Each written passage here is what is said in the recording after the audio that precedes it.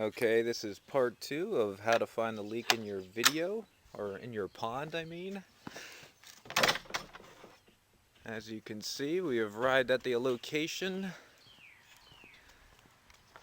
And here is the pond that had the leak issue. Let's look at the tennis ball. Well, the water is still there. It's hard to see that line that I drew there, but it's right there under the water.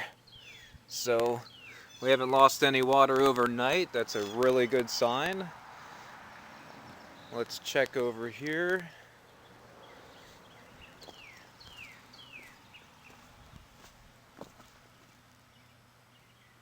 Yep, the fish are happy. The leak is gone. So right here, right there at that big rock, that's where the leak problem was at. So once we adjusted that and rearranged that liner a bit, that solved the leak problem.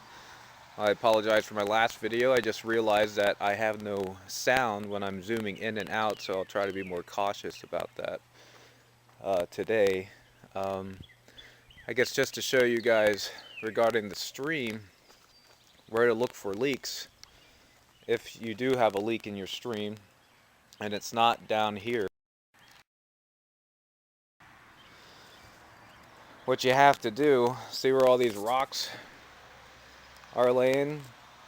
Now you'd probably think you'd have to move all those rocks just to find a leak, but most of your leaks are going to be due to the fact that, see how this liner is sticking out of the ground right here? This stream, this liner stuck out very high, so what you want to do is follow that liner all the way down and make sure, that just like this one over here, that there's no water leaking out over it, because it's pretty rare for you to get a hole in your liner.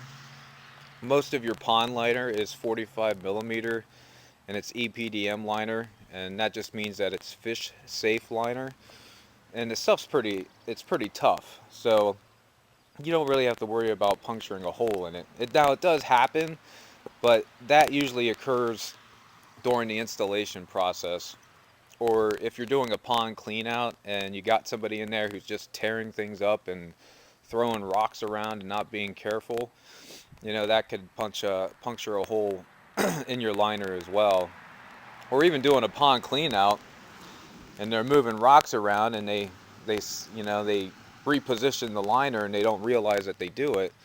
If they bring it down too far, and then they put the rocks back and stuff like that, and then you can have a leaking problem there as well. But as you can see, we found the leak in this pond.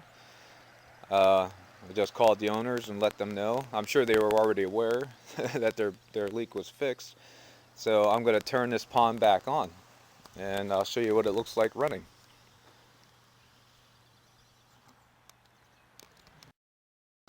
Okay, I turned their pond on. As you can see, the water is filling up in their waterfall box.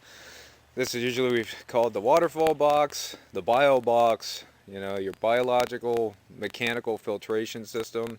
That's what this is.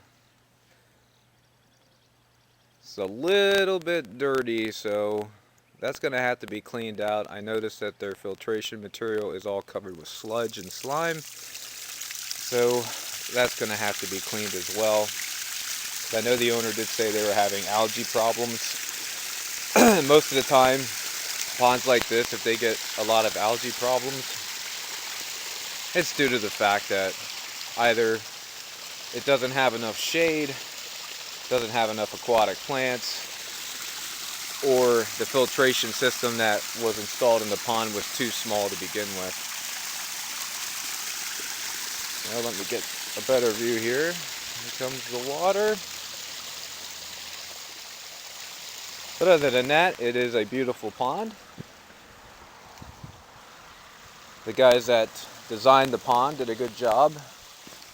This pond is 10 years old, so just to have that one leak issue after 10 years is not bad.